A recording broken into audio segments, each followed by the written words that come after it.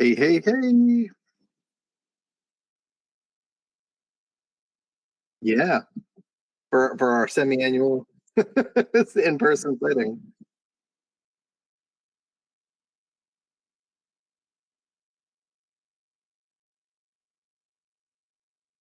No problem. Also, give me some feedback in the chat if my audio is off.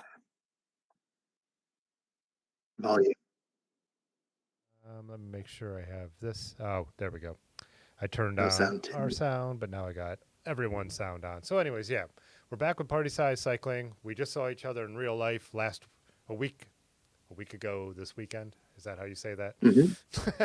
Yeah, So out at Nutmeg Nor'easter, which you're just coming off a touring time, which is like a whole different yeah, time space continuum thing to look at it. It's like, what's yeah. up, everybody? What's up, Brad? Oh, hey, Bradley's in here. Yeah, we saw Bradley out there too. Box Hill's in here. We saw Box Hill out there. Yeah. I don't know if Eddie Welker's in here right now, but we saw. Did you meet him? Met him out there I too. think so. And I think somebody named Wes also. Oh yeah, Wes is in here too. Yep. Yep. Nice Yeah. to meet Wes. Yeah, I got Thanks for to. coming and saying hi. It's nice to meet some of you in person. Yeah, I met him for the first time in person. He was on his way to Nutmeg, and so he stopped by and stayed in Akron for I think 2 nights. But me and him went out and had lunch. So I got to talk to him a little bit at Nutmeg as well. Didn't get to say, oh, you never really get to say goodbye to everyone at Nutmeg. Everyone kind of Yeah, just disperses, you know.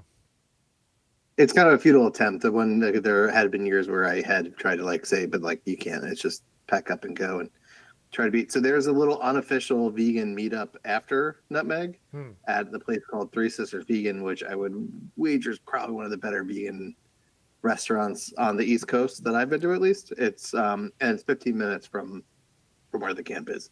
So everybody that's there that's vegan usually descends in that place on the way home. So we get like a nice little extra little chat and meal with everybody, and then we disperse. But yeah, I don't know how they survive up there, but it's like I don't know if you guys have them out there, but like Italian specialty delis are a thing here.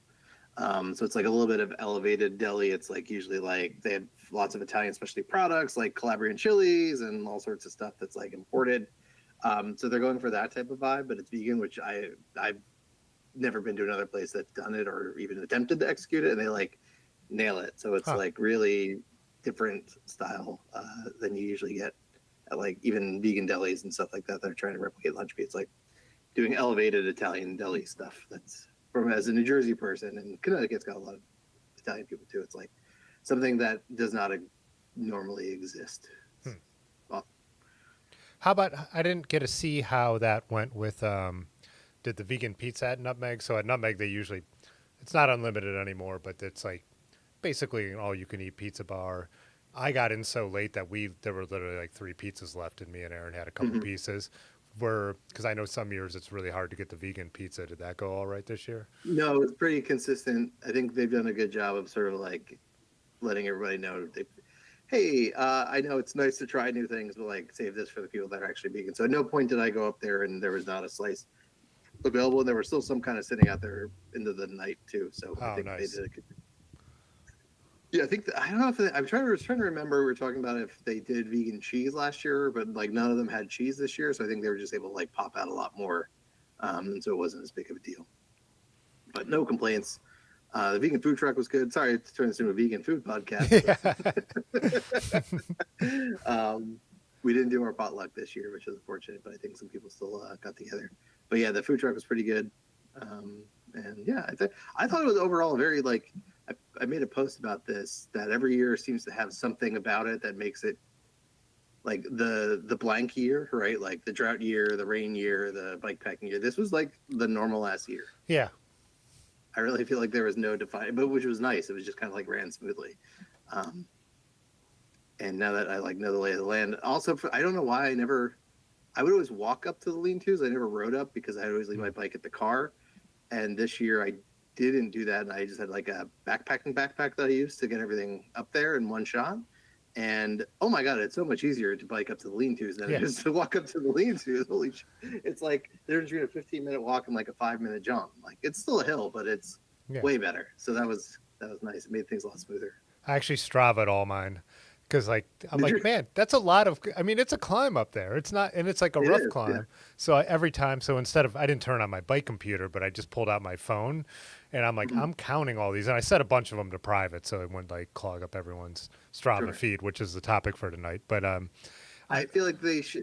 Side note for next year, somebody should set up a segment from the camp to the top lean-to and make that like a KOM prize for the KOM at the end of the weekend. That'd be fun. Yeah, I'm surprised no one has actually, because a number of people I know are I have seen other people doing it, and plus when I first got there, I was going to the car to the lodge and then back up. So it's and there are some routes that go up past the lean-tos too.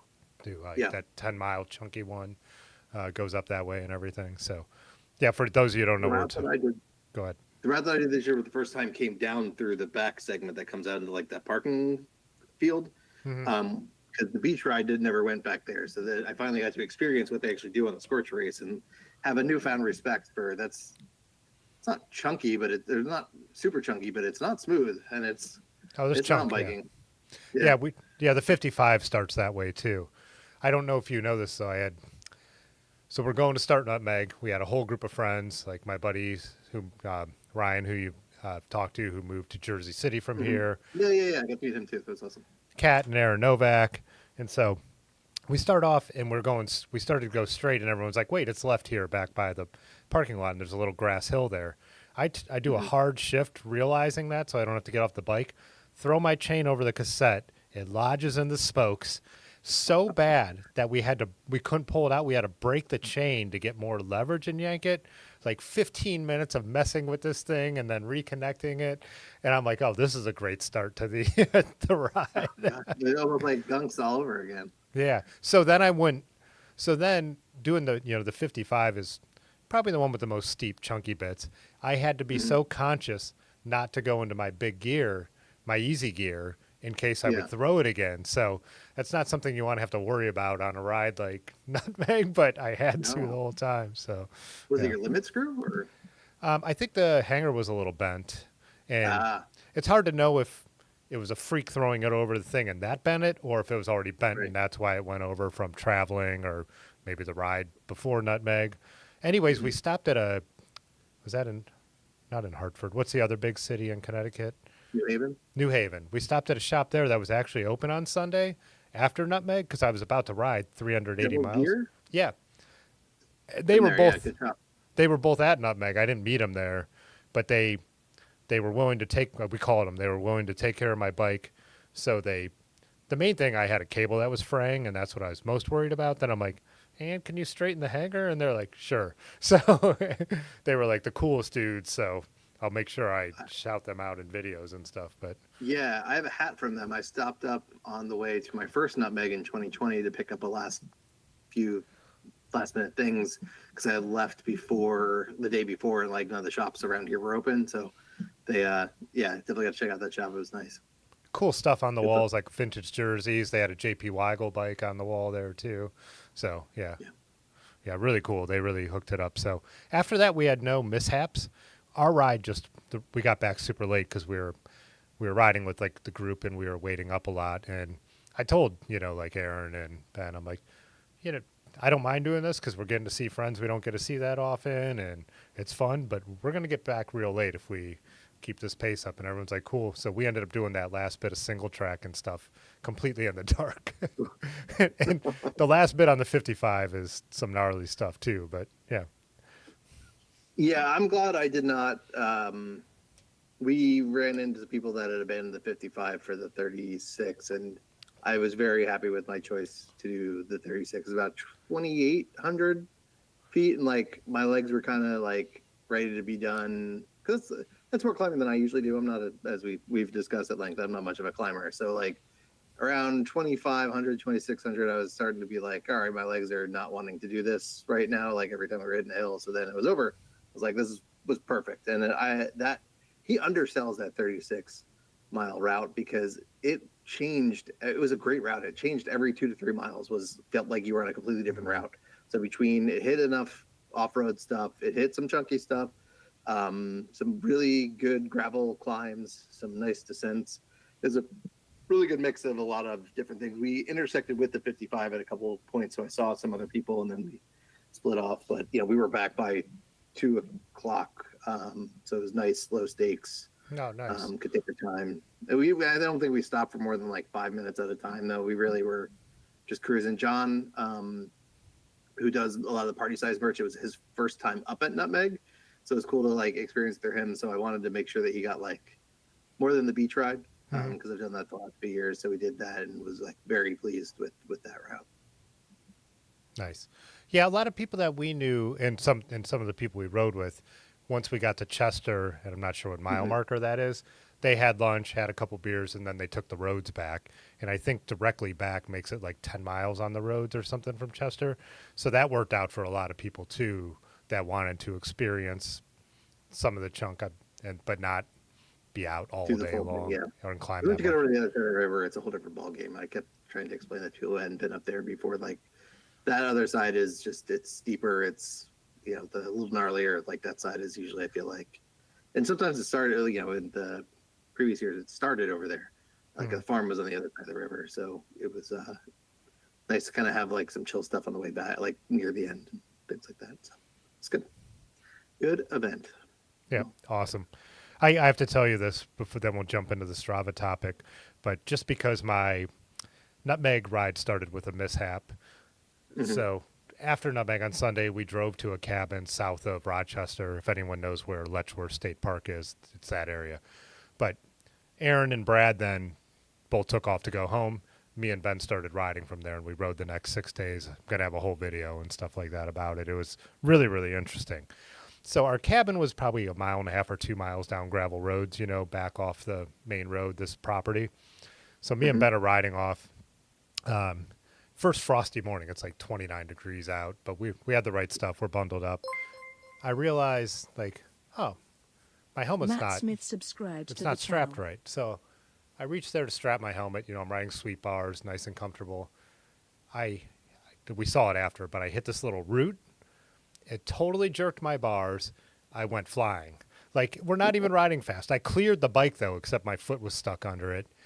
Landed on my side and knocked the wind out of me. I was like, huh, that kind of sucked. Ben had to come over and pull the bike off my legs so I could kind of get back up. And we start riding, and I'm kind of like, that hurts. And it did a whole ride, like a big ride that day, 80 miles. Didn't seem like a big deal. Then I go to lay down in bed, and I'm like, oh, wow. I am still in pain Oh worse no. than when it happened. I must have broke or cracked a rib, and I've realized it's my elbow. I must have landed on my elbow on the lower I've ribs. had that happen. Uh, It's most likely a false rib. So, because and after a couple, so this, I regret to inform you that it will get better. And then usually, like around week 2, it will get worse, and then by week 3, I've experienced that it's gone. But I've had that same fall where, yeah, it's like your arm clips that lower part of your rib, yeah. but it's all ligaments down there. So, but the tricky part that they say is like a broken rib heals in 6 weeks for sure. False ribs can take 6 months to fully heal, and I actually still kind of get some weird pain from it sometimes, just randomly. Like, so it's no joke. I know exactly what you're talking about. Yeah, it sucks. It made it harder to sleep than anything. I was Yeah. mostly fine on the bike. There was a couple when we were on rough stuff where I had to stabilize myself. It hurt. And the last Mm-hmm. 2 days, I did end up taking Advil a couple times. I had held off until then, but yeah, I should have taken it to sleep because that's when it was. I couldn't roll over, and I would be really Mm-hmm. slow getting going in the morning, which I'm usually not that bad. And so I was always on time, but it was like, man, I was like moving like an old man for sure. So Yeah. of course, 5 minutes into a 380, 20,000 foot bike tour. You seem to always have problems at the start of I rides. know why. Why? Yeah. uh, Between gunks, that and nutmeg. Yeah, Yeah. that's rough. But A- glad you Anyways, made it back. Yeah, it looked like some long days based off of Strava, yeah. as we were ready to Yes. talk about. But was it mainly like road, or was it mixed, or like what It was kind of mixed. stuff There were was a you on? lot of gravel. There was some abandoned road. There was some bike path out there too. We went over some really cool old train trestles on bike path. But Mhm. yeah, I told you this before we went on, but I got done with one day and I was looking at Strava, and one of the segments I got a fourth on, and I'm like, how can I get fourth on this on a semi-loaded bike? You know, all that. Then I looked and I'm like, only 8 people have ever logged this on Strava. So I'm like, man, we were out there. We were in some Yeah. spots, like some of the towns, like one town we were in, we actually didn't feel very welcome. Our place was awesome, but like when we Hmm. went out to dinner, no one was like openly mean, but it was like, the vibes. And then Yeah. Yeah. Yeah. we went to breakfast the next morning. It was kind of same thing. It was like when we left dinner the one night, I was like, I know that guy at the bar was like, I think those were a couple funny boys, so, but Yeah. I've been to a couple of those. Have you ever been to Bill's and when you did Gap and CNO? no, Bill's is an interesting place because it's like it's in the middle of nowhere. I think it's New Caesar or something like that. But it's place has been there forever. And like we were there on Memorial Day, I think, is when we were passing through, and like the porch was full of just like people just sitting on like rocking chairs in there. But when we went inside, it was like 50% of the people were people coming off the CNO. So I feel like they're at least used to it. But you could tell there's like definitely like an arm's length uh, type of thing with the locals. They're accepting it because it means they get to drink cheap beer because we subsidize, I'm sure, yeah, all the cost of running a place like that in the middle of the woods. But yeah, those are, you never know. You know what I mean? It's like yeah. this could go sideways. But cool. Did you go through the PA Grand Canyon at all?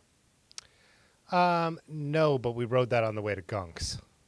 Okay, So got it.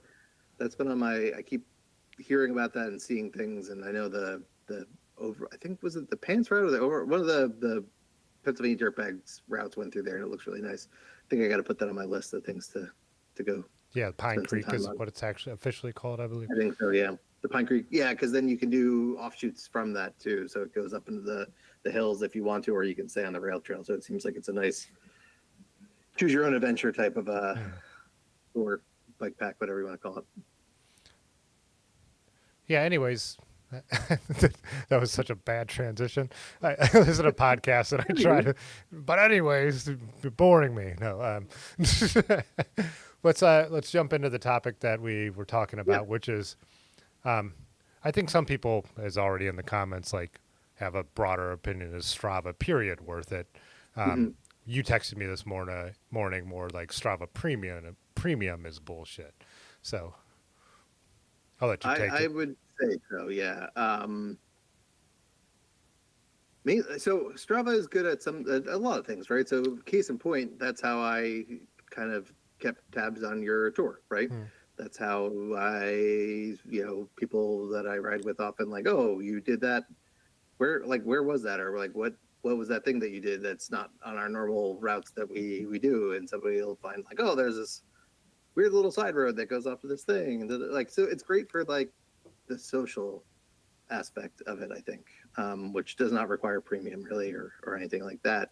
Um, my issue with Strava Premium lately is they are putting behind a paywall. Like it feels like the most basic of data, like stupid things like your heart rate zones or like things that are really your data that like they have no business charging you for, in my opinion, especially considering, and I'll talk and I can dive into some specifics of like some other things I have, but like so many other services provide this stuff for free. It seems crazy that they're charging for it. I feel like every time I go on the app, it's something else has now been moved behind the paywall, and it's not cheap either. It's not like a couple bucks. It's $80 a year, I think now, or Hmm. that was what it was last time I paid for it. I think 2 years ago, but I'm guessing it's probably gone up since then, right? Like, It do you have premium has. or you? Yeah, I am a premium subscriber, and I think originally it would have been $9.99, but then they had that year deal and I pay yearly. But I Mhm. do know that they raised the prices in almost every single um, region. And I was watching Mhm. not DC Rainmaker, who's the other really good tech YouTuber. Um, Something llama, or no, that's the Swift guy. No, it is DC Rain. No, yeah, whatever, doesn't matter. I'll think of his name later. But I Mhm. could picture him. But he always Tesco Pros, drones, and all that stuff. But he went through and he was showing how they raised it randomly in different places. It made no sense, and all this I've stuff. actually watched the same video. Yeah, Yeah, when they rolled it out, it was not consistent across the board. Yeah. yeah. And anyways, I paid it. Um, One of the reasons I do pay for premium originally, it was just like when they paywalled a bunch of stuff. So I don't know what goes behind the paywall or not because I do pay. But it was just like this is something I use every day. right. I check in on multiple times, so it wasn't even for the features at first, but it was also cheaper at first. So Mhm. Yeah. So I think the things that get me are, yeah. So mainly the things that are your data, like so my heart rate zones doesn't feel like something I should have to pay for. Um, it's great. Obviously, the other thing Strava is great at is segments, right? The KO, but like I am not competitive to the point where I'm ever in the top 10. And they only really now all the times other than the top 10 or your place on a segment. Not that I really care, but sometimes it's nice to like hmm. gauge your progress, right? Like, hey, I've been riding my bike every day for 10 miles. I'd like to see how I'm progressing. And you can't really do that even, right? So they're hiding just this the only thing they have going for them. I feel like now they're hiding behind a paywall. So it's again like why I find myself less and less wanting to use it every day. Um, the one thing that was relevant for me, possibly not for you, is they have it like the time or like your KOMs and stuff like that are can also be segmented by weight. So people over 250 is way more relevant for me than the overall thing. So especially bigger climbs, there's like you're kind of saying there's only people, a lot of the bigger climbs around here, there might only be 12 or 15 people ever my size or close to my size that have done this. So it's kind of interesting to see like, okay, well, how do I compare against bigger riders? Can't do that anymore. It's behind a paywall. Can't even get to like the top 10 in that, or the top whatever in that, or even the top one, all hidden. So I find myself not checking that. I have a couple private segments that I've made just so that way I can sort of like keep track of my time and I can still see like my PR. And again, none of this stuff matters, but it does. It's nice to see progress, right? It's just a way to say like, am I getting stronger as a rider or not? Or, just shits and giggles. But you can't even do that on anymore without paying 80 or whatever, $100 a year, which I find myself, like I said, every day going on there less and less, other than to see what my friends are riding. And if somebody could come up with a way to do that wasn't Strava, I know, right, with GPS, a lot of people have mentioned that they have some stuff, but it's not, they don't have segments. And so that was actually one of the things. So we were talking a little bit beforehand about the lawsuit, right? Yeah. So that was one of the things that they were involving in the lawsuit, was they were suing Garmin, I think it was, right? They were suing Garmin, yeah. For Garmin having segments, which is actually, that I found, it's probably that same DC Raymaker video that I think that we were talking about, like pointed out that Strava was actually not the first person to come up with segments. Yeah. Somehow the patent went through, but if anybody contested it, they could show data from, I think they started in like 2012. There was data from like 2010, I think, from Garmin or somewhere else that had started doing segments before Strava did and got the patent on it. So they wouldn't even be able to defend that patent. And they were saying too that like Garmin hasn't done anything to push their segments. They know that Strava is where people go for that. Like, so it wasn't like they were trying to, even if Strava owned the patent, it wasn't like Garmin was pushing to infringe on it or anything. It was just insane. Yeah. And Garmin's a way bigger company. It was just absolutely, some people thought that they were trying to raise awareness before the IPO.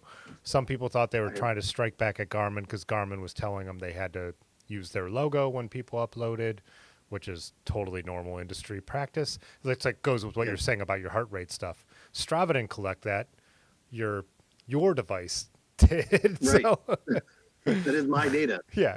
I'm uploading it to you. But and the thing is, it's not even like they've come up with some proprietary thing. They're using .fit or fit files to do all that, because I've looked at the raw data. It's just, every whatever second or whatever, it's however often it's collecting the data. It's just basically a stream of text, of comma separated text that just like has all of this data that then they absorb. So it's funny because I track everything now in Koros, which is a brand that I've sort of switched everything over to from, I used to have a Wahoo. I got the Koros, it's not an ad for Koros, but a Koros watch and a Koros head unit. And they have an app that's completely free. I have some screenshots, we can look at it later, but like they do all the things that Strava used to do, but now charges you for free. And in fact, you don't even have to have one of their devices to do that, because I use Zwift a lot, especially with the 10 miles a day. So I want all my stuff in Koros. So I basically have to go, because Zwift and Koros don't connect. So Zwift will automatically upload the fit file to Strava, and then I can export it from Strava and then upload it to Koros to get all of my stuff. But then it, not only does it just take the data, but then it runs it through all of their processing to like figure out training loads and all sorts of other data points from it that you don't have to pay for, because at this point, like, that stuff is pretty cheap. So it's like one of those things where I feel like they're not providing added value. It's not like they're coming out with new features. They're just taking the things that used to be free and just saying, no, you have to pay for this now, which feels like the enshitification of everything, but specifically this thing that we all use. Like, it's getting worse. And I can only imagine it's going to continue to get even worse once there's shareholders and they have to show growth and they have to show this, because I feel like they've almost hit. I don't know too many people in this hobby that don't have Strava, like, or at least a member. Like, not maybe paying for it, but like, so they've already kind of reached critical mass. So now they're going to do an IPO. So now the only thing they have to do is now drive revenue, which is going to be miserable for all of us, because we think we're being nickel and dime now. Wait, there's no shareholders. Yeah, I know. Because then you have to show, growth quarter over quarter, year over year. So it'll be that thing though. Even though they're profitable, they'll have to show more profit and more profit and more profit, and it's really frustrating. And I don't really know. Like, one thing we had talked about when we started to have this conversation, we're like, we should save this for a whole episode. Hmm. Strava said they made a huge mistake by giving away way too much for free early on, and I think that's true because everyone joined Strava and they got the critical mass. And someone here just said Ride with GPS has segments too. They do. No one cares. Everyone cares about the Strava segments because everyone's there. I made this analogy when I was talking to Aaron earlier today. I was saying my dad, he's one of these people, he's never used social media. And he always says, I don't care about what people are eating for lunch. And he said that for MySpace, for Facebook, for Instagram. And it's like, I don't care what strangers are eating for lunch, but what my friend who has a good opinion on food goes to a new restaurant in my town, then I do care about Hmm. their opinion. And that's the same with Strava. The reason I use it and the reason I pay for it is because it's where everyone is at. I would love to Yeah. get rid of Instagram and not have any meta, but it's the way I know what you're doing all year long. It's the way I know Yep. that's how I know about Nutmeg when it's scheduled. It's how I know when Gunks is scheduled. I can't, I get so much value out of it, even though I dislike the people who are running it. And with Strava, I think they're doing a horrible job. And I think they're not leaning into what they are really good at, which is that community Social. aspect. Like Yeah. like you said, finding new routes from your friend rides something, and I watch people around here do the same thing. When me and Ben do a route, I'll watch someone do it to a T the next day, and I'm like, oh man, we made some real mistakes on there. I hope they're all right. But like it's that social aspect of I literally open it up sometimes when I'm taking a break from work, and I'm like, oh, where did my friends ride today? Like Yeah. But like, so if they're having some innovations around that, right, easier ways to post rides, or like meet like create meetups and things like that. And they have that to some extent. If you have a club, you can do some of that stuff. But like, they're not really advancing that, and that's where their value is. Like, you're talking about the network utility of Instagram, right? And I think none of us like Instagram or Meta, but there's a lot of network utility because we're all on there, we're all doing this, and they do try to, I feel like most of it's ripping off other companies, but there's still like constantly, I feel like Instagram's coming out with new stuff every time. We don't always want it, or we don't, but they're trying to innovate, right? And they're trying to bring more things to market that people want.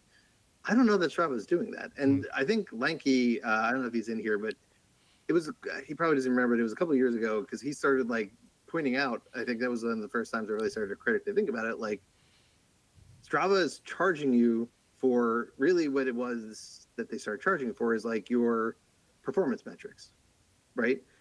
But they're terrible at performance metrics. And he's pointing out it is the least useful thing. What you get from them is very basic, very rudimentary, not very detailed, not very specific to you. And it's they're not making recommendations really. They're not really giving you anything other than like showing you visualizations of stuff. They're not innovating.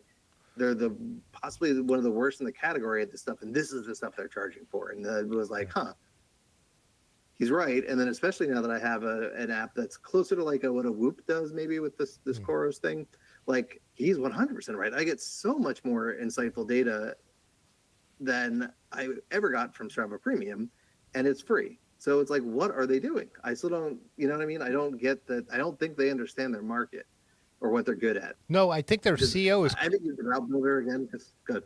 yeah, I just think their CEO doesn't know what they do. And No. again, I think here's a smart thing they do because other apps do this. Paywall route creation.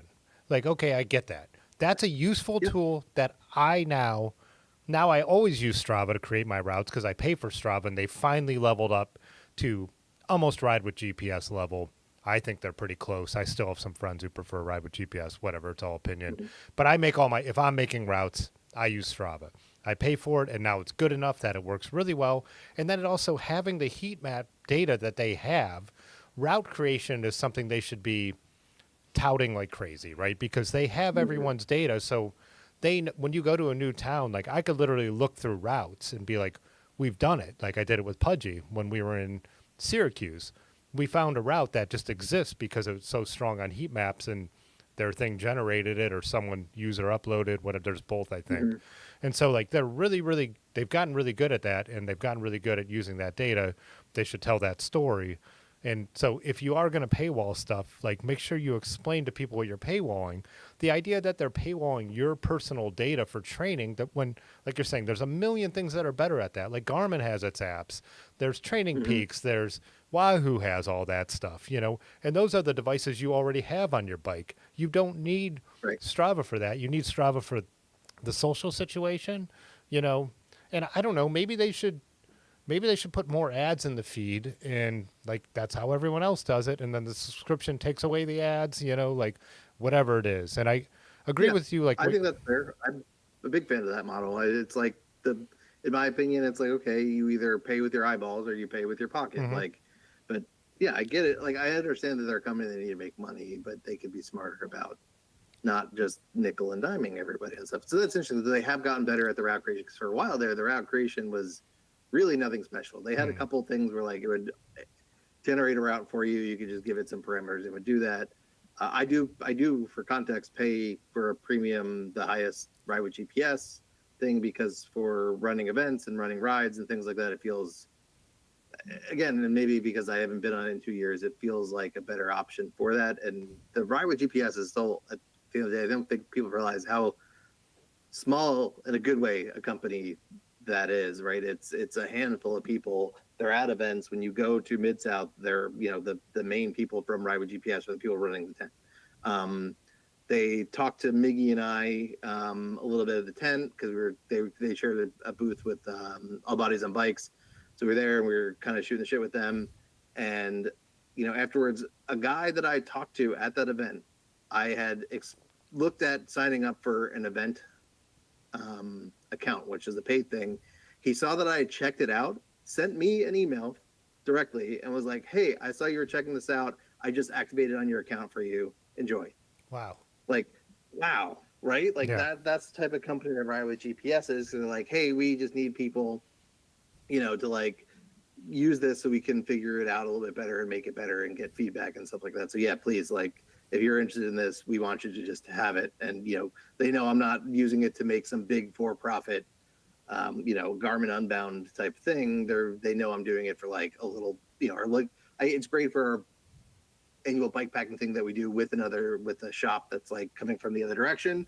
So we can go to one place and we can say, here are all the routes from their shop. Here's the morning easy chill route. Here's the afternoon after they close the shop and they're going to hammer it at max speed. We have, our route that we post and then the route back. And so you can go to one place and have all of that right there. It makes it really nice and easy. And then as I update those routes, it'll notify everybody that had downloaded that route and say, hey, this route is updated. Make sure you get it, right? Like, that is really useful information, understanding something I probably honestly would be willing to pay for, because that's providing real innovation and value. And Ride with Hmm. GPS, if you're on their mailing list, launching a ton of features every month. You know what I mean? Like, Yeah. they are really pushing to continuously give you more value for what you're paying for, versus Strava really hasn't given me anything that's made me want to, you come, even when I get the discounted things, like, it's still not worth $80 Yeah. So the routing on to me Strava, to get that. So I think Ride with GPS is doing it right. yeah, there are two things about that. The routing on Strava when you're drawing a route has become like Ride with GPS, where it didn't used to be. So say I want Mm-hmm. to make a manual Mm-hmm. route. Strava is now really good at that, and that's what Yeah. when I'm at home, that's what I'm mostly trying to do. Like I'm going to make a Century ride, I want to draw it. Strava is on par with Mm-hmm. Ride with GPS with that now. But I do remember like Gunk's Not Dead, since Miggy was paying for, like, since he was whatever the top tier, the event creator, using Ride with GPS for that event made it like I was Yeah. a paid subscriber myself, which is amazing. And so I only use Ride with Yeah. GPS. Yeah. Even if you don't have a head unit, it unlocks live turn-by-turn direction for anybody that signed up for the event for free, which is awesome. Yeah, Huge weight off my shoulders to not have to worry about people getting lost. yeah, that's very cool. Like, and I remember noticing that completely. I'm like, I don't think that Strava has any feature that would compare to this, like where you're hosting an event and you can make it so everyone can just go to this and they don't need a subscription. It all just, everything works. So, Because, correct me if I'm wrong, even if you create the route, can I even get to it if I'm not a paid user? I don't know because all my friends are. And so, like, when I create a Strava route, I Fair enough. literally just share it with, like, in the car, I was changing what we were doing the night before Nutmeg. Hmm. I'm like, oh no, I want to start in this town in Portland and go across this bridge. I'm doing it on my phone, and then I share it. Aaron, Ben, and Brad all have it. It syncs then. So it is really nice if you're dealing with other premium members. I don't know how it works if you're dealing with non. If it. Yeah. I do think you can share because I always like the Strava routes in the description of my videos, and I know people could go and Hmm. look at them to go in. I don't know though if they could then get those onto their device without any issues. No one's ever complained about that to me.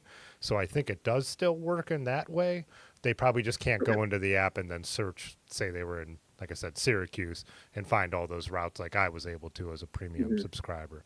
But I think if someone sends you something, you're able to use it still, just kind of like how Ride with GPS does that. But Got it. So I can still take the GPX file and still put it on my device. Okay. I Well, that's good believe then. so, yeah.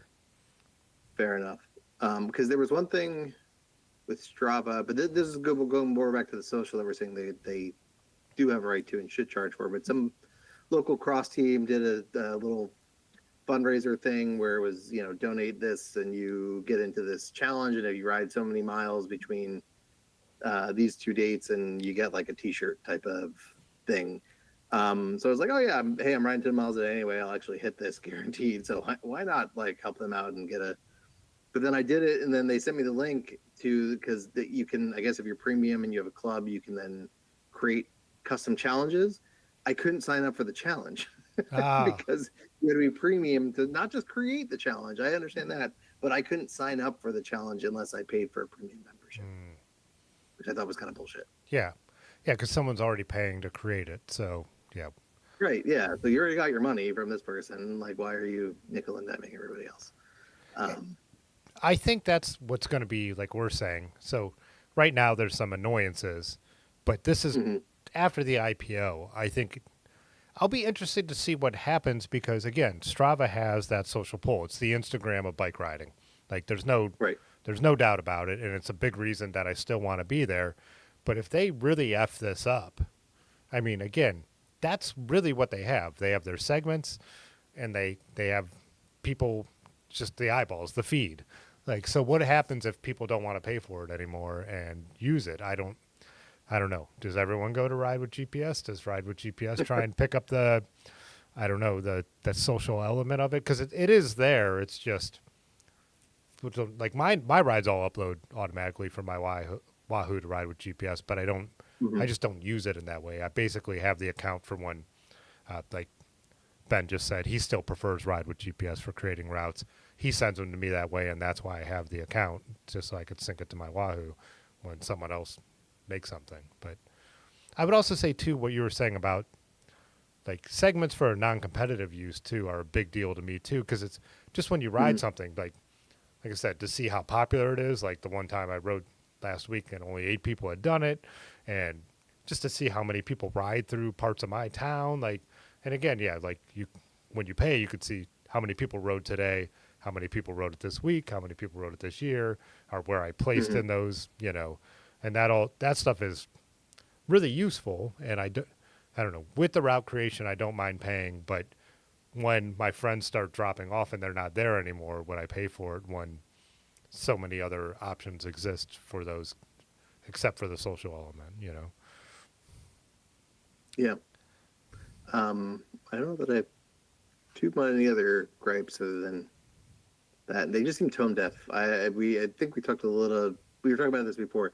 If anybody hasn't seen their I guess it was a chief marketing officer or somebody high up in the company when they were doing the lawsuit with Garmin took to Reddit to Mm. justify everything and like made this very tone deaf post that totally made them look bad.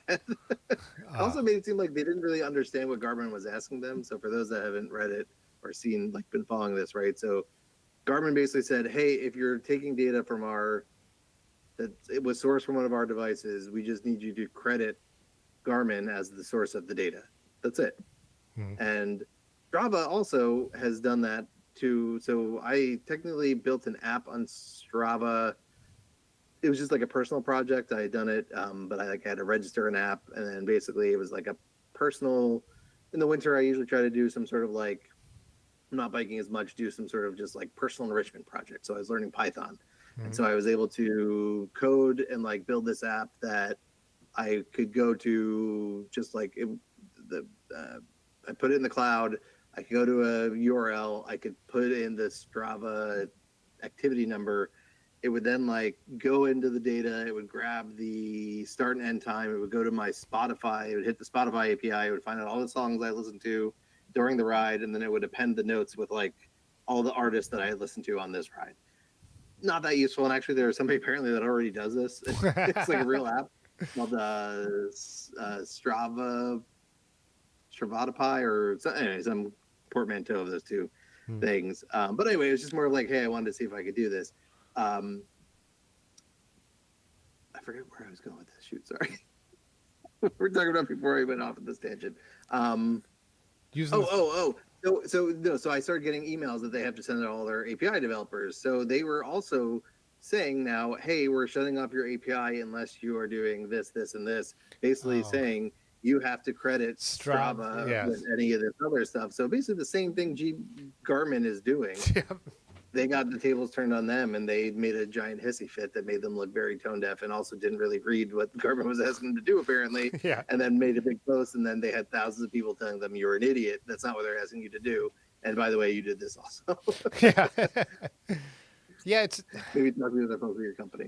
yeah, because when they were starting to mess with the like API stuff, like one thing I love is that I use a third party app that links to Strava called Wanderer Earth. Yeah, it's a great one. I love it, and it's like I pay for that one too, but because then they have a free version that gives you a certain amount of data, and then one that gives you everything you've ever put on Strava, and Mhm. it puts it onto a map, and there's a gamification of finding new roads and all that, and I love it. Mhm. Like absolutely, like me and Ben, like riding home from Rochester, now having that line from Ohio, or from New York back to Akron, it's like I really like it. I really like the way it looks. Everyone's like it's just Strava heat maps, but I'm like it's not. Like No, it's a little different. Yeah, there's something about it that is just different. And again, I had the free version. Yeah, it was cool. it's another thing that like Strava goes away or they mess with like people who are using third party APIs. I'm like, don't do that. Like this is your value. Like, you Yeah, know what I mean? That I don't know. because it is sort of the central point. Like a lot, like to the scenario that I was just saying. Like, well, Swift uploads to Strava, and then I can take the thing from Strava because Swift does not allow me to export fit files, Mm. but Strava does. So I can then use Strava as like, okay, everything goes here, and then I can take it and move it to other places that it doesn't automatically upload to, which is nice. So yeah, they are sort of like this like central repository. Um, and there is value to that, and I do agree that they deserve some ability to charge for being that for people. But like, yeah, there's a point where then okay, well, if you're going to charge everybody for this, then you lose the network utility, and if the network Mm. utility is really your value, then everybody that turns off premium devalues premium for every other person on the platform.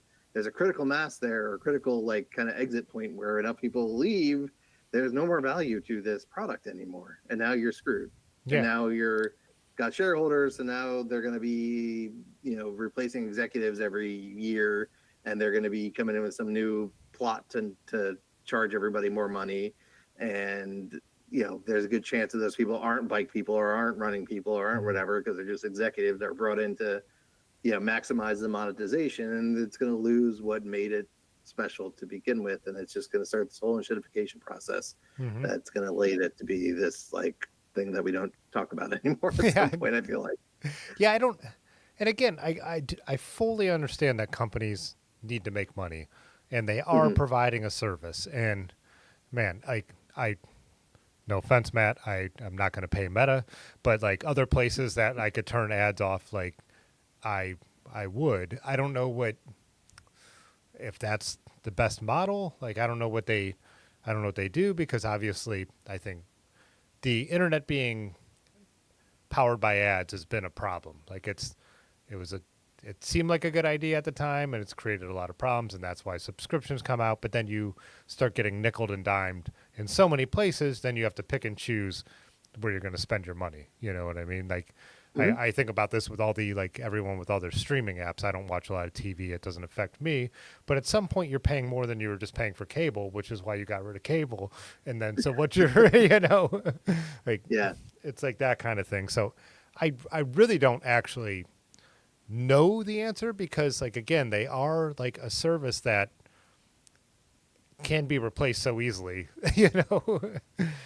Other than they hold some patents that, but from that, I think with this lawsuit brought to light, as soon as people started to poke at those patents, they probably shouldn't have been approved for a lot of those patents Mm, because they weren't the first people to come out with it, and so they would not hold up in court. So yeah, somebody very well could come in and like replace. What I'm actually really surprised at, maybe this is what happens after the IPO, because I my day job is I work a lot with Salesforce, and so Salesforce hit a problem where they had like a critical mass kind of problem too. Most companies that are already going to go into Salesforce are already on it, so they started growing by acquisition, right? So they bought Tableau, they bought Slack, they bought all these other, and mm. that's how they basically do that. And then they enshittify those and charge like, I, not kidding. Literally, there's a service that we use for backing up our Salesforce instance that we paid what X amount of dollars. Salesforce bought them last year, and then this was the first year that we had to do a renewal. Now that Salesforce owned them, and they tripled our price and gave us no new features and have not invested into like the platform at all. So it's like, well, great, you just ruined this for me. And but so like I'm surprised, for example, that they haven't bought Wanderer, Yeah. and just like absorb that. Or they haven't bought, instead of developing their own routing. It feels like at some point they probably could have probably just bought Ride with GPS, and maybe they didn't have the capital to do that. But now that they have the IPO, maybe that's where the strategy is. They're going to start buying up all these like really popular Strava add-ons, and then building them in, and then charging extra tiers for those, or charging for add-ons for that stuff they used to get for free. So maybe that's where we're all headed, unfortunately. Yeah. Yeah, because I do. Was it Ride with G? There was. I can't remember if it was Ride with GPS or Komoot, but Russ from Pathless Pedaled was saying that one of them has started to turn the corner and go downhill. And I can't. I don't feel like it was be Ride with GPS because I haven't heard any complaints. But I after think it's the Canute. after the lawsuit though, with Strava, which Strava dropped, I think didn't Garmin come out and say Komoot was their preferred partner, or did they pick Yeah. a? Yep. Yeah, so they that Yeah, cup. they took the Strava the thing off of the website. Yeah, that was a DC Rainmaker video. I think Yeah, pointed that out. Um, yeah, they yeah, I actually think, but Komoot really. I don't know anybody that uses Komoot. I don't know about you. I think it's more someone of a brought it up. European thing, right?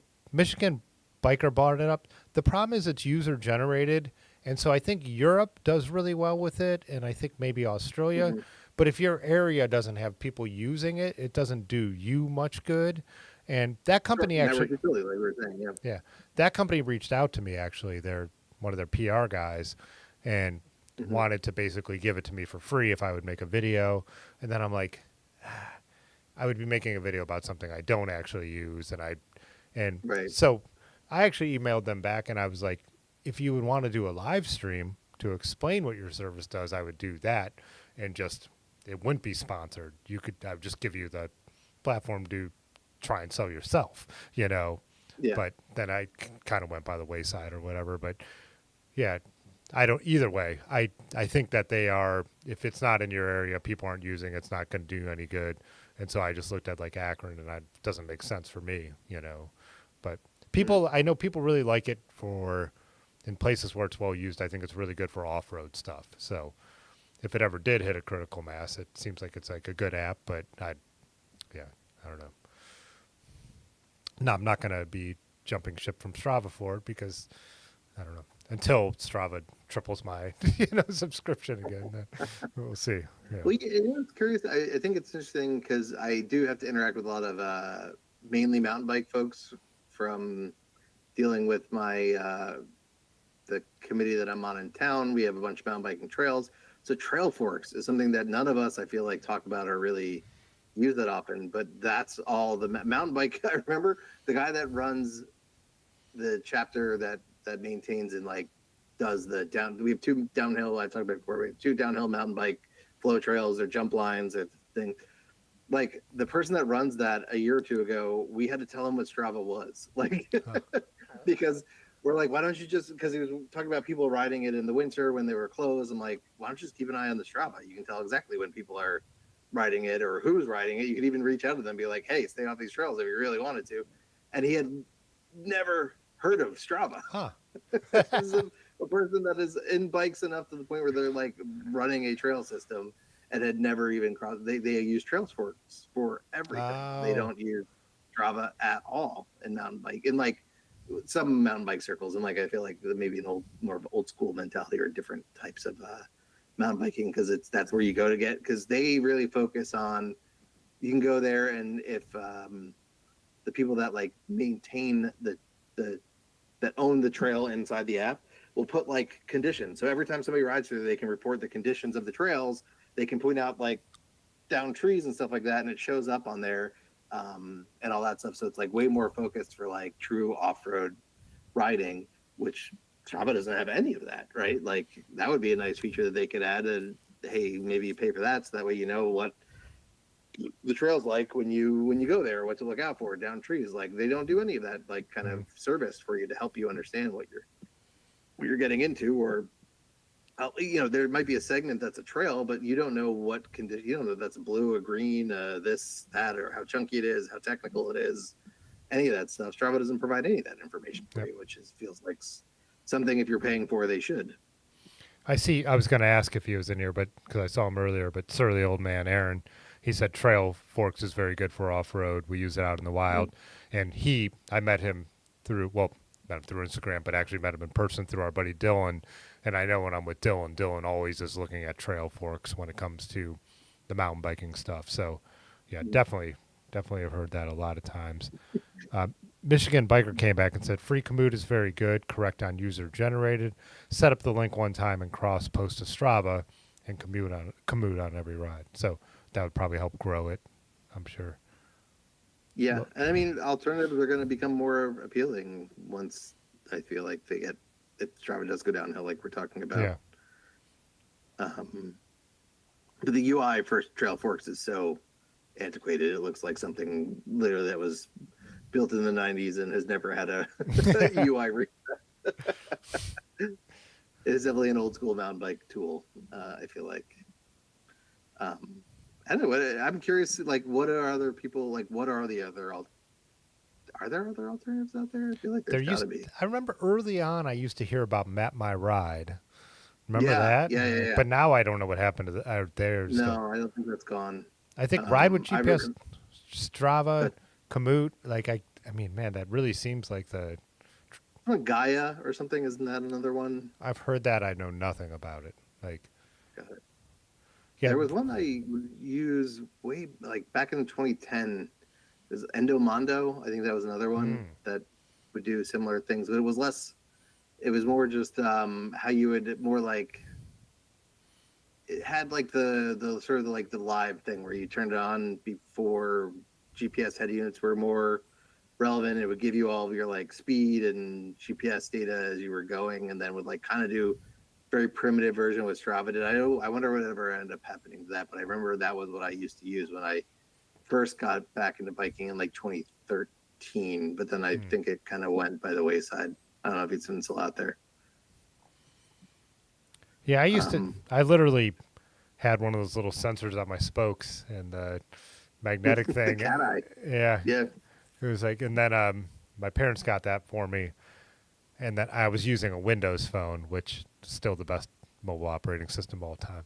But live tiles, baby. Live tiles, baby. I loved them. Anyways, now everything does that. They had it first. Anyway, regardless, it didn't work with Strava. And then I got my first iPhone, which I think was the SE. And then I was like instantly like, oh, this thing is so antiquated when I could just get GPS data for everything I do. So I was literally using Strava then. That was a real service then when it was totally free because I was using my phone to use it. Now my Wahoo's doing all that stuff and then just sending it to Strava. Like, yeah. And that is a point. I feel like they do charge for that now, I think, too. I don't think you can live record on Strava, right? Without paying. Oh, really? Can't you? I have no idea. I think. Because I pay, so I don't know. Yeah.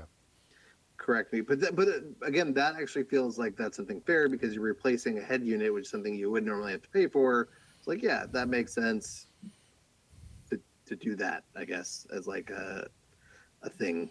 And Ride with GPS also charges for that too. Well, at least to get, I think to get directions, record, but right. Like to get the live turn-by-turn directions on your phone, you have to have, I think, the basic plan.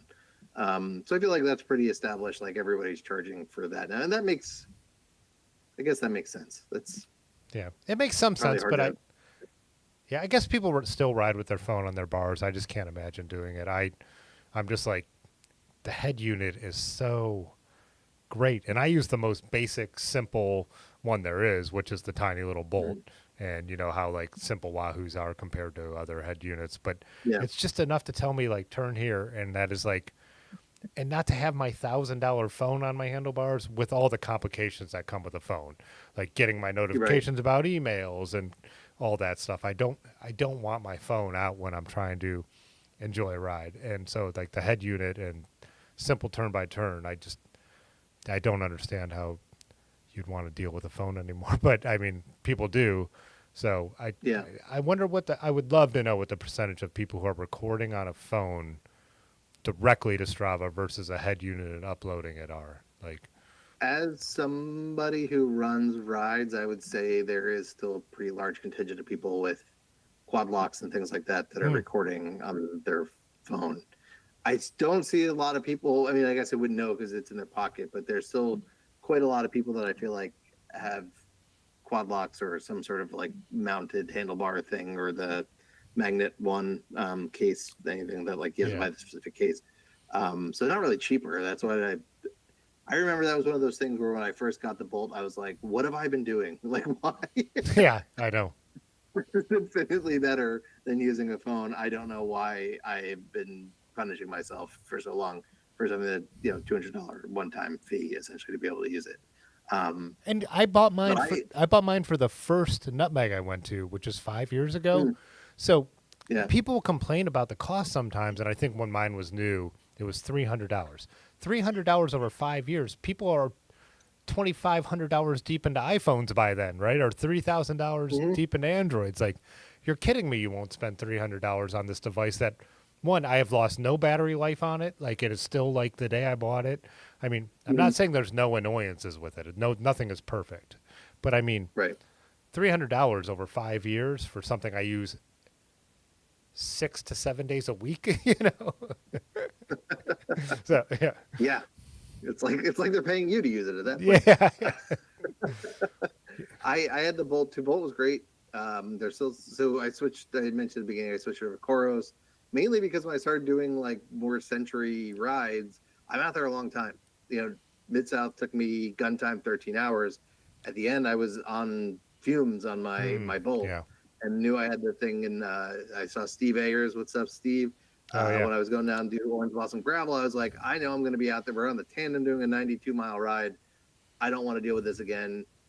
I think Dustin Klein had just done like a video, a paid thing with Koros, and with the battery life on the Koros is so phenomenally good Mm. that it like after I switched to it, I'm like, oh, this was. I don't know how more people aren't looking at Koros, and I've gotten a couple people off my recommendation switch to it, and everybody seems to really like it. And the it's great for $250. You're getting a head unit that also has solar, which the Garmin version is like crazy expensive for. Hmm. The battery life, I get about 50 to 60 hours off of a single 100% charge on it.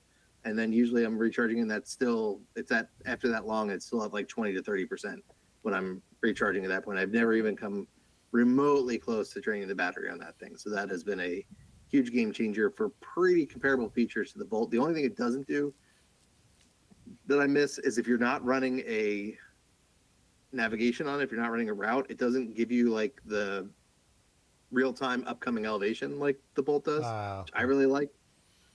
And that's a Because feature of it's Bolt. just you go up to those hills where it goes around the corner, and Yeah. you kind of want to know how much longer is this climb going to go? Because yeah, I could just like hammer it up this, but if it's still going to go on for another 100 feet, I don't really want to do that. Or it's like there's certain steeper sections, and steep sections really get me. So like sometimes I just need the motivation to just see how much longer the steep section is. Just be like, even if it's a ride I've done 100 times, like okay, just just get to the end of the steep section, and it'll like admit it's a mental thing. So you lose that. So sometimes I'll have to like run navigation on a ride I do 30 times a year and Yeah, know just the, my heart just so I can get the elevation like profile that I'm riding up. So that's the only negative. Um, I think their hard sell at first was they were internet only. So like you had to be on a desktop. So when I watched, what's his real name? Stoked on Spokes.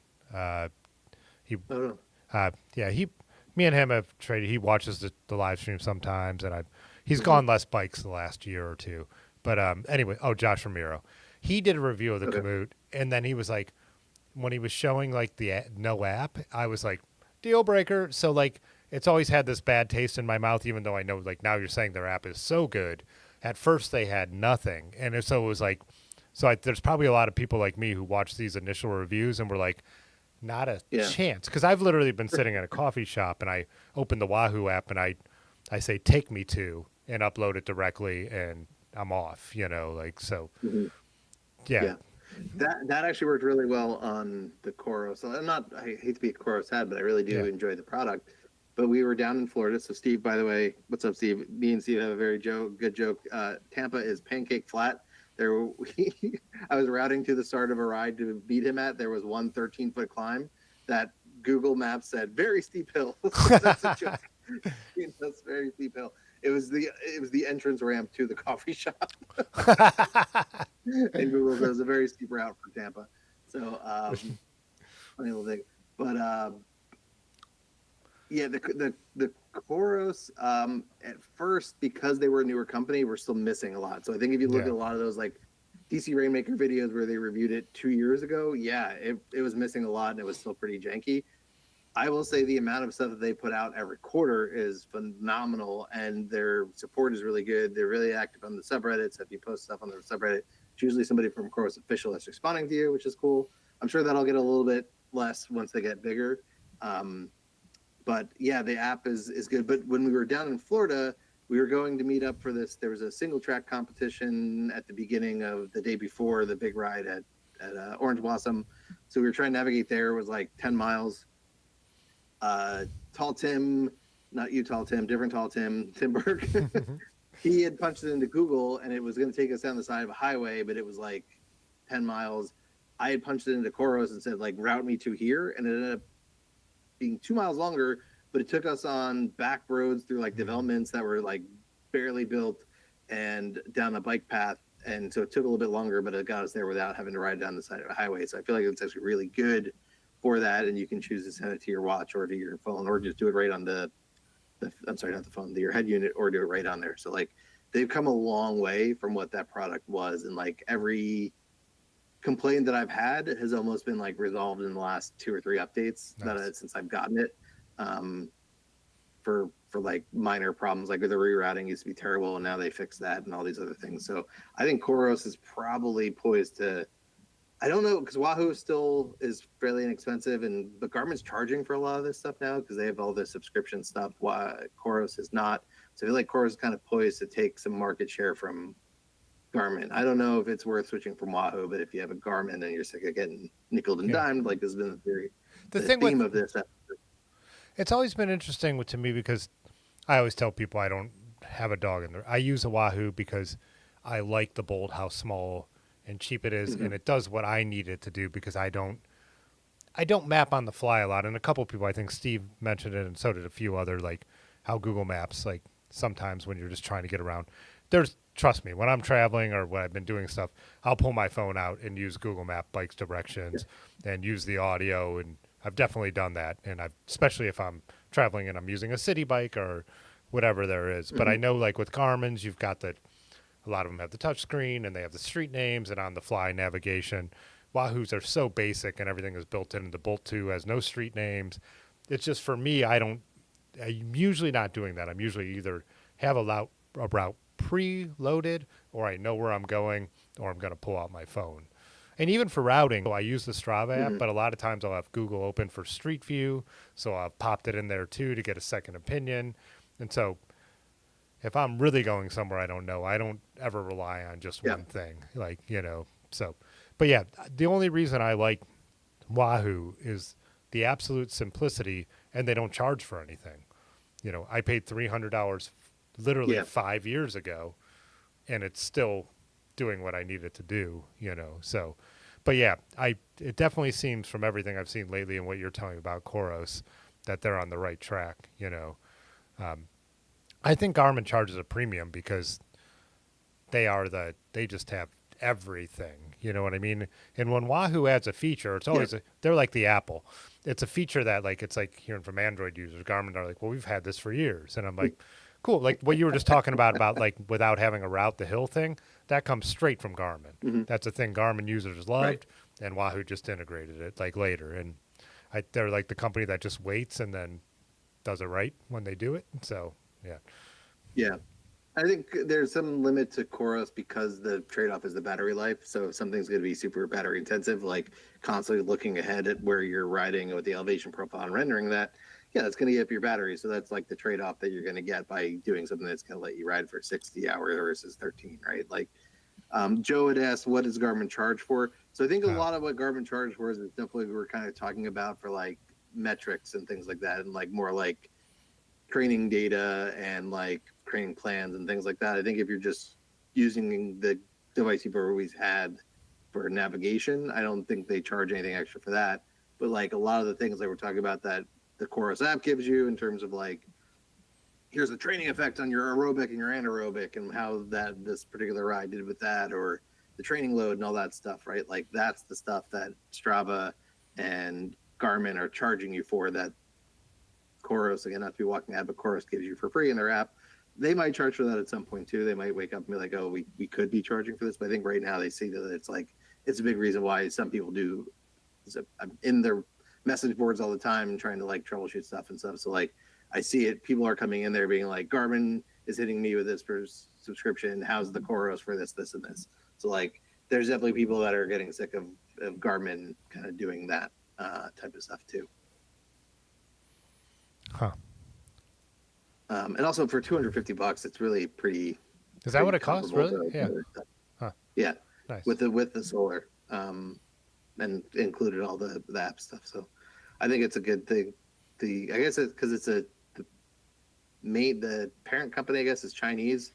So I guess there's some people that are thrown off by that because I think all of your data ends up being sent to China. Some people will get, I don't, you can have it. It's like the DJI I thing. don't know how cool I climbed that hill yesterday. They can have it. No, it's like it's same with the photography and the DJI thing and them going like again like do I trust these Chinese companies? No. But I don't trust the American billionaires either. like the idea that like or like yeah, like I'm supposed to be like, oh, I won't use DJI because the Chinese get that information. Like yeah, like I trust Meta or Tesla or anyone else to have all my data or like whatever. Like right now we're on Google, like they have their AI. Like I have the option up in the corner to have AI summarize us. How do they do that? By listening to every word we're saying right now. I don't trust the Google execs either. What am I going to do about it? Like the whole. Well, China's got it. Who cares? They're in the same empire race we are. Whatever. Uh, yeah, I don't know that I have too much. I pulled up some screenshots if we want to look at that, but I don't know. I think we kind of passed that, but let me know if that's something people are interested in. But like, yeah, what you get for free elsewhere, like, blows Strava stuff away. And also, I don't know, they have that like your fitness, freshness, form thing that you get with premium. Like, it never really made sense to me. I can never really follow what the hell it was telling me anyway. I was like, that was The useless. stuff I scroll so far like where it shows me where I should be for a week and I'm not a cyclist who's training for anything like you said. Right. I like I like metrics. So I saw an OG was in here earlier, Gary, saying he doesn't care about stats. I love the stats. I love my stats. I know how many miles I've ridden this year. It'd be a lie to say I don't. I like putting in Strava the goal, and even if I'm not racing to get it, I just like seeing those two lines converge and all this stuff. I love the numbers. I mean, I absolutely do. But yeah, words telling me where I am in my training load in Strava and all that stuff. I don't. Those graphs and stuff, I scroll right past them to get to the information I care about, which is usually either just the hard numbers on mileage or checking out segments and stuff like that. But yeah, I'm not training for anything. I ride my bike Mhm. all the time because I love riding my bike and yeah, the data is that kind of data, health data is just less important to me. And So whether they're good at it or not, I already know they're not the best at it. But it's also still irrelevant. And I do think Wahoo, like if you want that stuff, they have a premium and a separate app too, where you could have your Wahoo do all that stuff, right? Who No, owns? fair enough. I've never actually looked at doing that yet because I didn't I really do care. think they have that stuff as The one well. thing it does impact with me is the training load stuff. Is again, this is specific to my like 10 miles a day thing because sometimes I will get in the habit of like I just want to get it done, and especially this time of year, more rides are indoors, so it's tempting to just click the flat route and just like pound out the 10 miles. But then I'll see like, oh, I'm actually like can see it going backwards now. Like I'm not, my fitness level is going down. So I'm like, you know what? Okay, let's pick a hilly one. Let's make it a Yeah. hard 10 miles. Let's get that back on track. I don't like seeing that ever go down because the plateau was real. At some point, like just riding 10 miles a day, I was like, my, again, not that metrics matter, but like I could see them all going up. It was great. It felt really nice, feeling stronger. And then at some point, like when you ride enough, it plateaus if you're not pushing yourself or going and doing hills and doing other stuff. So like it does force me to make better decisions to maintain or be a better rider because it's like telling me like, hey, you've been taking a little too easy. Yeah, I maybe get that. maybe challenge yourself today. Like that, I do find that helpful because I will default to just get this done. I wish Strava would also let you like tune their AI because the AI is all based on Mm-hmm. training. So like today I went to vote and then I decided I'm like, oh, I'll loop through downtown Cuyahoga Falls. And then I'm like, well, I'm low on cat food, so let's go over and get the cat food. And then I'm like, well, I'll get some beer for the stream. So I'm like, nice. I turned this into a 10-mile ride running my errands. Like I didn't do it intentionally, not efficiently. I made it a longer Mm-hmm. route. And then like the AI pops up and it's like, good to maintain your streak, but a little slower than usual. And I'm like it will take the word, it will take the words you put into it and be like, but it was a blah blah blah. And I'm like, I wish I could tune it just away from training, just to be like, Mm-hmm. ah, good job getting the cat food. I bet that guy was Yeah. hungry. Like I don't know. But it's more when it's like. I don't feel good when it's like epic ride surpassing your 30-day mile per hour average. I'm like, that's not what the metric that I care about right now. You know what I mean? Like Mm-hmm. I don't know. Or I should probably just turn it. I think there's a way to turn it off, and I probably should instead of like arguing with it every time I do it. That's not what I was trying to do. They have to show they're using AI Yeah, yeah, I know. for shareholder value. I know. God, Pain in my existence right now. I can imagine. I mean, literally, Google ruined their number one product just for shareholder value. An AI that gives you wrong information in every Google search. But Chico on Two Wheels is talking about there's a Trek Ride Club app huh. that does some stuff too. I didn't even know they had an app. Huh. Yeah, Everybody's got an app. yeah, of course. Yeah, I don't know that I have two. That's everything. That's all my opinions on tracking information. I don't know if there's anything else on the in the news and bike Yeah, stuff. What yeah. anything happened? I was just saying when I talked to Erin, she had seen the thumbnail and the title, and she was Mm-hmm. saying how she thought this was going to be like Strava, like hater, like anti Strava, because there's so many people who are like, I would never use Strava, and they only think it's a competition thing because of the segments. And I'm Yeah. like, and so I usually a lot of times have to explain to people, I'm like, oh, there's a total different way to use it, and explain all the social elements that we already talked about, or Mm-hmm. the segments and stuff like that don't have to be competitive. You don't have to be trying to break into the top 10 or top 3 or anything to enjoy seeing that information. Like Yeah. even when I did some of those climbs on the tour, it's cool to look at like how fast can someone go up this hill? Like how fast has the fastest person ever I'm done it? constantly amazed. They're like, what? Yeah. You can do that in 30 seconds? That's Yeah. impossible. Yeah, so it's not my goal to beat that person or a competitive thing. It's interesting. I mean, as we both said a million times, we like bike racing. We don't race bikes, but we watch people race bikes. So that Mhm. kind of stuff is always fascinating to me, whether it doesn't mean that I'm trying to do it. And again, I'm not above, I've gone for segments. You know what I mean? I've had Yeah. KOMs that I held for a while. They're usually real off the beaten path Akron ones till like the fast people find them. But, like, Somebody goes hunting. Yeah. yeah, there's like a time some guy from out of town took my Route 8 gravel segment, and I'm like, huh. I looked at my time. I'm like, I could do better than that, and went out and took the KOM, and now I'm probably 20th. But I've done it. Like, so I'm not saying I'm never competitive, but that's Or- not my motivation for caring about those statistics or anything like that most of Yeah, the time. that's the one thing that I do find, like the closest I get to wanting to pay for it is, so there'll be like a hill that I do often, and it would be nice because like there's a thing like it tells you like, oh, this was your time today and this was your PR. And then I would want to be like, well, yeah, great. That PR was like 3 years ago, but like, what have I been doing lately on this? Because it doesn't tell you anything else that Uh, you've done. So like, I would love to like, I click the button, but it doesn't really show you, or it kind of does, but it's like, it's omitting stuff and it's not really showing you. But like, I would like to just see my own personal data for this segment. Like, what are all my times on this and when? So I could be like, oh, okay, this like, yeah, this is going better. Like, oh yeah, I did this a little bit better than I did last week. That's cool because I did X, Y, Z. Or for cyclocross, because there's a segment for the lap, it'd be really nice to be like, okay, yes, I didn't hit my fastest lap, but that was like a unique circumstance that I did that. How did I do the last couple weeks? And I have to go back and like manually find it. Really nice to do that. That's the closest I ever get to being like, it would really nice to have this data because more. it on I don't really premium know that what it. Yeah, on premium certainly having not that worth eighty graph dollars.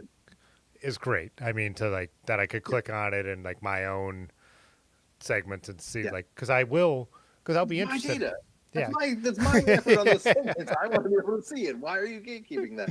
So Yeah, I've debated like, yeah, so this was a thing I debated trying to do with Python, was to see if I could write a script that would go through and I could do it and it would like export all those, like go into every ride and uh, export everything every time. So I could keep a separate spreadsheet of this and I could go and do it. But like that was, it's like, hold on a yeah. I do. minute.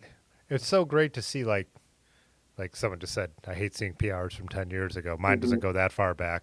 But when I'm like, what was I doing on that? And going back, clicking that ride and seeing what the ride was, and then looking at the graph of like what I've done on that segment. And Yeah. yeah, I don't, or how, yeah, just, I don't know. My, I my used it. problem on Zwift is I had an uncalibrated trainer at one point. It was about 50 watts too high than what I was outputting. And at some point I was like, man, maybe I should start racing. I'm getting pretty good at this bike thing. And then like calibrated the trainer and then immediately was brought back down to earth. But the problem is all the PRs and all the Swift segments or all the Swift routes are all from Oh, that yeah, yeah. time period. Because I've gotten better, but I haven't made up 50 watts. So it's like, shit, well, this is all useless now. I wish there was a way to be like, yeah, like, so we we're talking about where I could see what have I done the last year here? Am I getting better or not? But Because again, I guess it that is fun to compare. is that, I mean, yeah, I guess that's what their value proposition on that is that worth paying for. And I mean, Yeah. because Strava segments are the segments. Like, I mean, they're just they've got more people, So Yeah. Although somebody pointed out if Ride with GPS really does have segments now, I definitely feel like that's something I need to explore. I've never noticed that on the site, but I also don't go there to look at rides I've done. I use it to plan routes same, yeah. and to set up events, but I don't ever go on there and like look at the rides I've done. So maybe I need to do that. And also, like, well, I don't know how many people are actually creating segments in Ride with GPS like they are in Strava. I will say the one nice thing you can still do is you can create a private segment, which I've done for some things. Like I have like a segment for like my house to a point on our rail trail, that's like 5 miles down, and like that's something that's nice to like kind of see that, and so I can kind of keep track of that one. It's just me, so there's Yeah. nobody else in the segment. So like, so one KOM I hold is my private. And I have made it because there was one where we climb up to the liquor store and we hang at the liquor store and then go back down. The problem is the descending segment I thought I might have a shot at. So I was like, the problem is it starts the segment when we're hanging out in the liquor store. So it'll show me it took me 29 minutes to descend Oh, this hill. yeah. Yeah, you have to. So I Yeah. created a new segment called The Liquor Makes You Quicker that's like 50 feet from the parking lot entrance so that I can just get I don't have the KOM, but I still. like this, I got a shot at this one. I get really annoyed, and I really think it's roadies. So a lot of segments that we've made over the years or that just existed from way back go through traffic Mhm. lights, and Mm, I know it's roadies who are flagging them because they get mad because they won't run the lights, and I'm like, right. that's a you problem. That's the parkour. Like, you know what I mean? Like that. I get it. You don't have to. You shouldn't. I don't recommend it. But you Start don't need watching a. Cherry B and picking up how to pick through. Yeah, Come on. yeah. I get so mad because there's one that was there forever, and I didn't even have the KOM, but I was like, I would like go for it from time to time. And me and actually a friend who like just got into bikes like a number of years ago had traded the KOM a number of times. And then the segment got flagged, and now this guy is 1,000 times faster than me. He's gotten really into bikes. He rides crits, whatever. But it was so annoying because it's like, no, like this is like goes right through our town, like not on the main roads. It's like, but it Mhm. goes through like 10 stop signs. It goes through 2 traffic lights. But it's like, yeah, if you don't want to do it, you don't have to do it. You don't need to flag it. Like, come on, like, I got yeah. We have one that everybody complains about here. It's the I might have talked about it here, the Gorge. It's one of our favorite places to ride, but the Gorge gets a little worse every time there's a hard rain.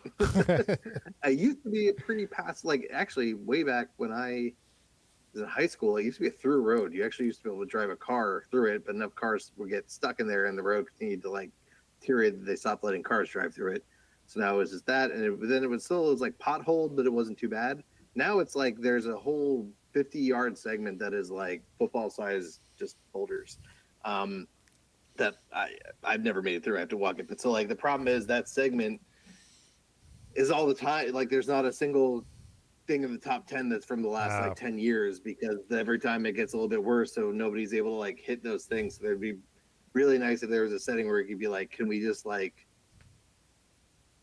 archive that yeah, segment and be like, this is the new one? But then it does that thing where it's like, oh well, no, this is too similar, so it won't let yeah. you. But like there's no way to. We So have that'd be a one. nice feature too. You could be like, hey, the conditions of this have changed. Can we create a new, like, can the community say like, hey, this is, I don't know how you do it, but No, um there needs to be because we have one just like that. It's Everett Road, and it goes up to like where I went to high school. And they've mhm, first they closed the road, like you were saying, and then it became gravelish as it mhm, deteriorated because it was chip and seal. And so you still had a chance at it. You had to ride a gravel bike, yep, whatever, and it's a climb. But now they've taken out all the road, and now it's single track. It's not even technically legal to ride it anymore. But it's like, mhm, yes, it needs a new segment because it used to be a road. It used to be a yeah. road climb, yeah, you know, and now it's a single track climb, and yeah, it's yeah. I wonder what. Yeah, there should be a way to do that, like reverse flagging or something. I don't know, whatever. Yeah, I did reach out to them one time because we had to close a local trail because the the New Jersey Department of Environmental Protection made us close this trail because it goes too close to a protected waterway or something like that. Mm. Um, but so like I've written to Strava as like the chair of our committee and been like, can you remove this segment? It's on a trail that is no longer open to biking, but by keeping this segment here, you're like it's incentivizing people to continue to ride it. Like, and also we also kind of don't want to show the town how many people are actually riding on it, or the DEP to come through and be like, people are still riding on this. So we've been asked them like several times, and they're like, no, our policy is blah blah blah blah. I'm like, yeah, but all these people, because your policy also says not to ride where you're not allowed to ride. So all these people are violating your policy. So just take the goddamn thing. They won't. Um, Huh? Anyway, that's a little aside, but yeah, it's like they're not receptive to requesting things. It Huh? seems like. It seems like though, because since segments do go down by being flagged, you just need to have like 10 of you flag it, you know, as unsafe. Yeah, maybe that's what it. I don't care that much, but it was just like, yeah, well, Yeah, maybe we shouldn't have a history of all these people that are riding on this closed trail. If somebody from the government ever looked at this, they'd be like, well, because what is actually in danger is closing the entire trail network. If the uh, DEP came in and wanted to be like, nope, no, like illegal all over here. But so that's really why we kind of care about it. But like other than that, uh, it towpath is tank. funny to see like Okay. people. No, it's funny to see at one point the person that was in charge of maintaining the trails had the local legend for like stop recording your rides on the closed segment. Yeah, Towpath Tango was talking about not loading or turning on Strava for like short rides and all that. It's so Mm. funny with my group of friends. Like we're like camping and we're about to ride to go swimming, and it's like a mile, and I'm like, "Are you guys starting Strava?" And they're like, "Yeah." Like if I'm riding, I'm That was Stravaing. wild. Yeah, and like we're all like that too. It's like I don't know. In the video I just made with and I have the STS bike guys. I was riding one of their bikes, and I was like, "Is Mhm. this a Wahoo mount or is this a Garmin mount?" It's a Garmin mount, and I'd like pull my phone out of the pocket, and like I'm like, "Heck, give me 1 second, because if I'm not recording this, I'm not riding." You know, and I was joking. I was gonna ride anyways, but I was going to record Mhm. it. So like, you know, I had one. I got to a meeting early, and there, 10 miles a day. Gotta. I was like gonna have to ride later on anyway, so I literally turned on the GPS and was just doing circles in the parking lot. I was there like 15 minutes early, so I got like 3 miles of donuts. Record it. Why not get the miles in while I'm just sitting here? That's probably the most ridiculous one I've Strava. But I do. Some people. Here's a question. Um, I've heard some people say that Strava etiquette should be that you should default all your rides to private, and then only make the ones public that are like quote unquote real rides, or rides that you want mm. to like people to be like, look, I did this real ride. Thoughts on that? Huh. So I do try to remember to turn, like I said, like at Nutmeg, going up and down the hill. Mhm. Tried to remember to like private a couple of those, but that's because I was on my phone where you have those options. Like one of the Sure. things, since my Wahoo automatically uploads them, like I never really remember to kind of do that stuff. I don't know. Like there have been times where I've like commuted very short couple distances and I've set it to private, but I don't know. I feel like me and my friends like to see like everything we're all doing. Like, when I ride Yep. down to the university and it's only 3.5, 4 miles and I ride back, I mark commute and I leave it public. I don't, that sounds like something some roadie made up.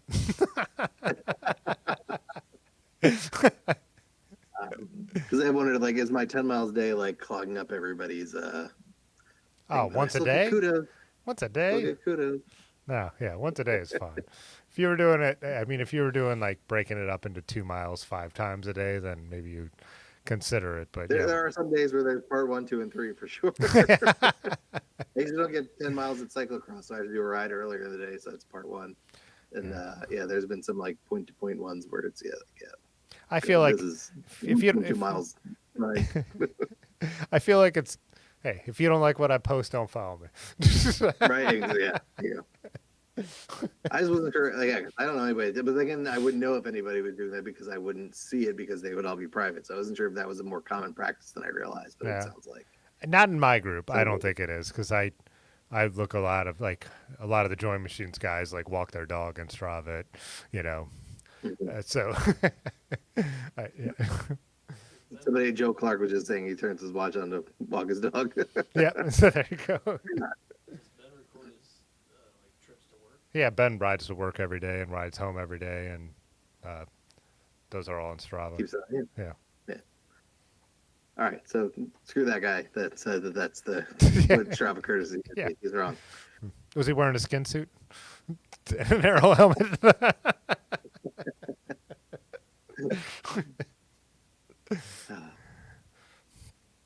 What do you think? It's 10:30. Do you want to wrap it up for tonight, or? Yeah, we can wrap it up. If anybody's in the area, lives in like the greater Philly area, is going to Sly Fox, reach out, let me know. I should be there next. It's on Sunday, I think. Let me know what Sly that. Fox What is is like that? it's a crazy ass cyclocross race at Sly Fox Brewing. Post a video from there before. It has like the craziest hill section where like you come flying down this thing and there's a thing that's like the pro 1, 2 people make it up and everybody else doesn't. So it's like a big scramble up this crazy thing. Huh. But like the last race of the day is a combination of like costume thing, which a lot of races do, and single speed, and it's just like absolute chaos. But it's a super fun. It's probably one of the more, our area doesn't have like a ton of like super spectator friendly ones. This is because it's at the brewery. They do a lot of stuff. It's a really cool like visual course of these people coming through this crazy section. I don't think anybody stands anywhere else in the course. Everybody that's there is standing like in this giant pit, like going crazy every time people are coming through. So that's really one thing. But let you know if you're going to that, I will. I'll be there. Awesome. That's a Sunday. week from Sunday, you said? It's this upcoming Sunday. Oh, Yeah, nice. Awesome. it's a big local event. Yeah, other than that, it's nice to see you again in person. Yeah. Yeah, it was great, except for the end of Saturday night, but I don't remember it, so I don't have to worry about it. Can we talk? What happened? It So was like briefly, and then never again. Like you like disappeared. I was talking to oh my God, what's his name? Anthony from Sowlington. Do you know him, Connecticut? No. He has the vintage truck, kind of like a hybrid with a basket on the front. But I've talked to him at every nutmeg. When I saw him on Sunday, he was like, "You were dancing 1 minute." He was like, "I walked outside and then I saw you jump on your bike," and he was like, "You took off at absolute top speed around the lake." He was like, just like hammering. And it's funny because I wrecked like 3 times and I lost my hat, I lost my bike light, everything. like which I got up to the fire and that's what I remember standing talking to Box Hill. I'm like, I touched my head and I'm like, where's my hat? Like, you know. Yeah. Like, I've never wanted to be like, oh, you were so whatever, but like I saw you briefly and I was like, whoa, Tim, what? Because you had just gotten back and I was like, whoa, Tim's flying. yeah, yeah. We were getting back late, and me and Ben each bought a 4-pack for when we got back, but then we drank it on the ride back. And so, And what was that from? What's the name of that brewery in Chester? Or was it somewhere Little else? House, yeah, Little House, Little House. yeah. So we finished brewery. our beers on the way back, and then I think Brad gave me an edible at Little House too, which I don't. I think that probably had more to do. Yeah, because I don't. It's all good. Yeah, I don't Trust indulge me, it. Miggy, I think, won the award for highest person at Nutmeg this year. Yeah. No. He's doing those little mini ice cream cone things that are like crazy, and like yeah, he was zonked out. Good to see everybody though, and yeah, super fun. I guess see you, Gunks. Yeah, see ya, Kunks. Not that. Yeah, hopefully there's a chance before then, but if not, I definitely will be in the spring. So Next summer, I really do want to try to make it out there and do something, but obviously Gunks will happen before that. But yeah, all right, cool. All right, bye. see everyone later. Bye. Peace. See myself on your YouTube. Okay, bye. All right. Okay, Yeah. this time. Fitzwater photo.